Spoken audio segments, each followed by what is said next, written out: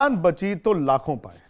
क्योंकि देखिए, जो मर्जी कहें आप, भले 399 रन थे, लेकिन इंग्लैंड ने जिस तरह से चैलेंज किया था, और सिर्फ बातों से नहीं, अपने इंटेंट से, थोड़ा डर तो लग रहा था। और डर आपको भी लग रहा होगा कि जब चौथे दिन का खेल शुरू हुआ, एक तरफ 332 रन, एक तरफ 9 विकेटें। 9 विकेटों का मतलब है कि आपको डिसिप्लिन, पेशेंस के साथ गेंद डालना है और बल्लेबाज को गलती करने के लिए कमिट करना है। लेकिन 332 का मतलब यह भी था कि अगर एक बड़ा सेशन इंग्लैंड का आ गया तो 332, 300, 250, 200, पौने 200, वहां से डर लगना शुरू हो जाता।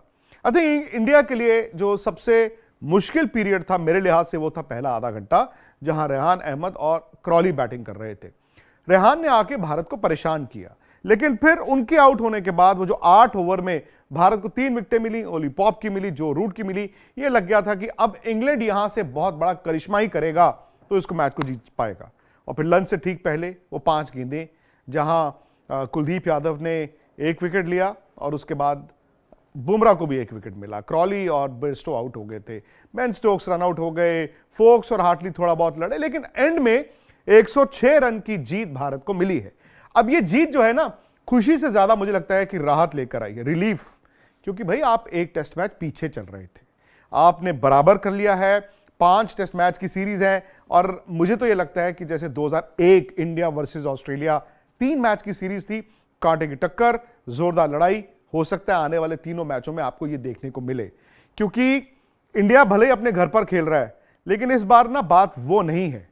इंग्लैंड ने भले 106 रन से इस टेस्ट मैच को गंवाया हो, लेकिन लड़कर यह दिखा दिया कि भाई किसी दिन हम हारेंगे, किसी दिन जीतेंगे भी। बेन स्टोक्स ने उसके बाद बड़ी बात बोली, उन्होंने कहा मैं अपनी टीम को क्या बताऊं, किसी को कुछ बताने की जरूरत नहीं है, सबको सब कुछ पता है। उन्होंने आकर यह नहीं कहा ओ हम बहुत नजदीक आ गए थे, काश हम ये मैच जीत गए होते, हम 2-0 अब चले गए होते।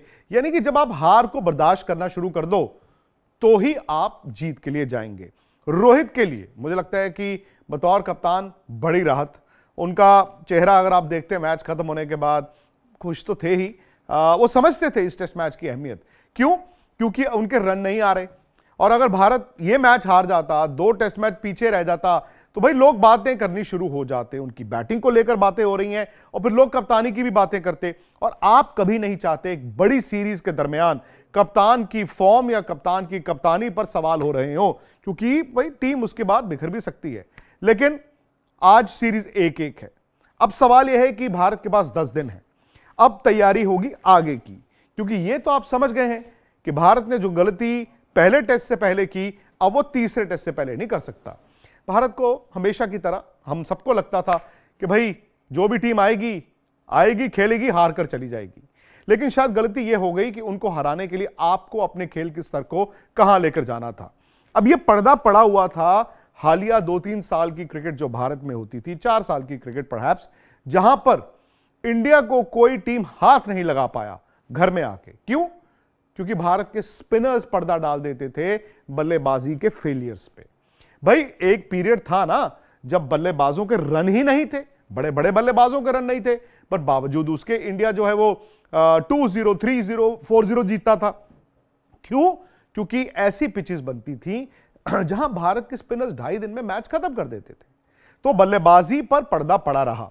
लेकिन अब चूंकि आप दोनों टेस्ट मैच अच्छी पिचेस पे खेले हैं, तो आपको इस चीज का एहसास हो रहा है कि भारत की बैटिंग भारत की कमजोरी बन गई है। भारत में भी मैं तो कहता हूं गेंदबाजों की तारीफ, एक दिन उनका जरूर खराब रहा, वो भी आधा दिन जो हैदराबाद में था। उसके अलावा गेंदबाजों की तारीफ कि उन्होंने जी आपको इस मैच में जीत दिलाई, स्पेशली जसप्रीत बुमराह।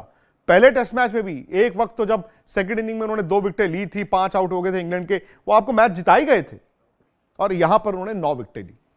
लेकिन बैटिंग का क्या होगा? यशस्वी जायसवाल ने 200 बनाए, भारत ने सिर्फ 396 बनाए। शुभमन गिल ने 100 बनाया, भारत ने सिर्फ 255 बनाए। मतलब ऐसा क्या हो रहा है कि भारत के बल्लेबाज रन नहीं बना रहे? अब ऑब्वियसली आप रोहित शर्मा की बात करेंगे ही करेंगे, क्योंकि उनके न सिर्फ ये 4 पारियां, उससे पहले आप साउथ अफ्रीका की भी 4 पारियां देखें, उसमें बड़े रन नहीं आए हैं।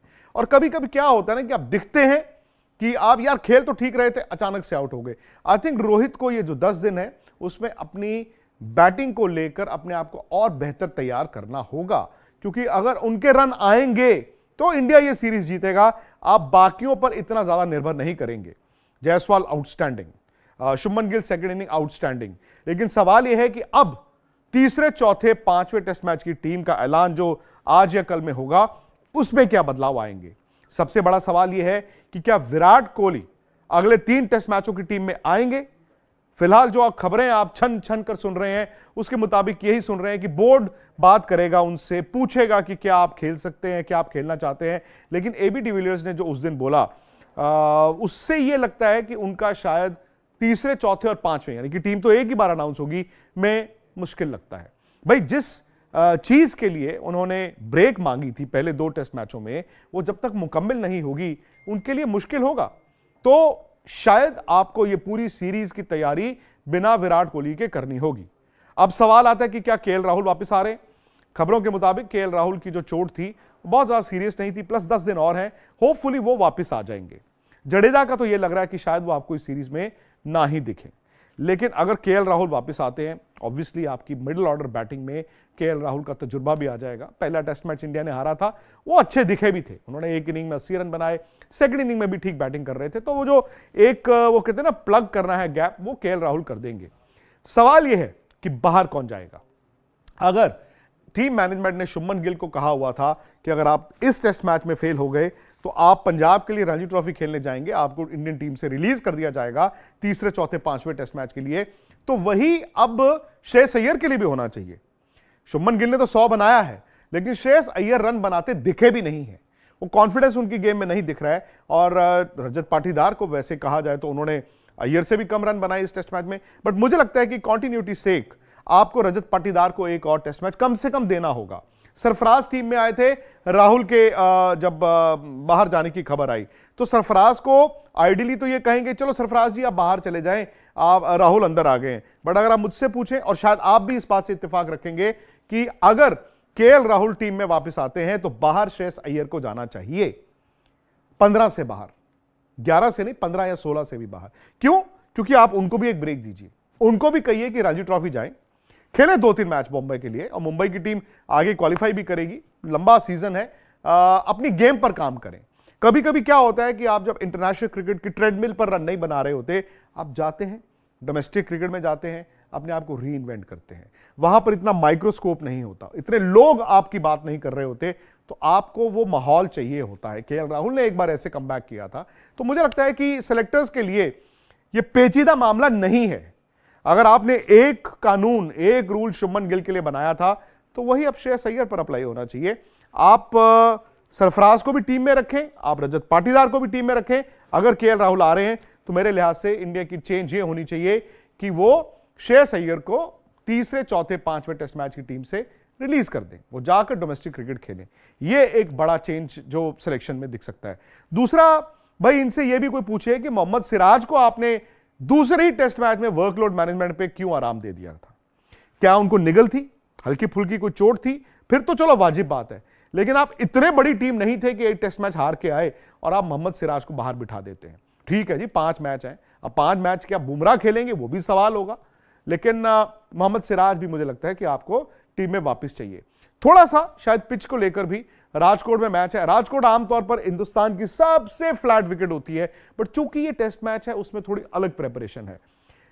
ये विकेट बहुत अच्छा था वाइजैग में, लेकिन चौथे दिन जो विकेट था, क्योंकि स्पिनर्स का इतना रिस्पॉन्सिव नहीं था, इस तरह विकेट आमतौर पर आप तीसरे दिन होना तो चल जाता है इंडिया में, लेकिन ये चौथे दिन की विकेट थी। तो मैं ये चाहूंगा कि अगर राजकोट में थोड़ा सा ड्राई विकेट हो, हैदराबाद और वाइजैग का बीच का अगर विकेट हो, थोड़ा सा ड्राई हो, थोड़ा सा स्पिनर का गेंद टर्न हो, थोड़ा सा घूमे, तो वो इंडिया को सूट करेगा। बाकी खबरें और भी हैं, खबरों के लिए आप हमारी ऐप स्पोर्ट्स तक ऐप को डाउनलोड कीजिए।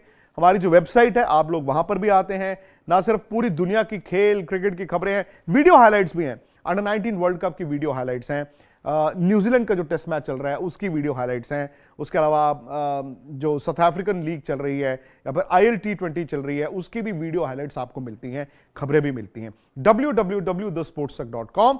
बाकी अगर आपको भारत की जीत आपने एंजॉय की हो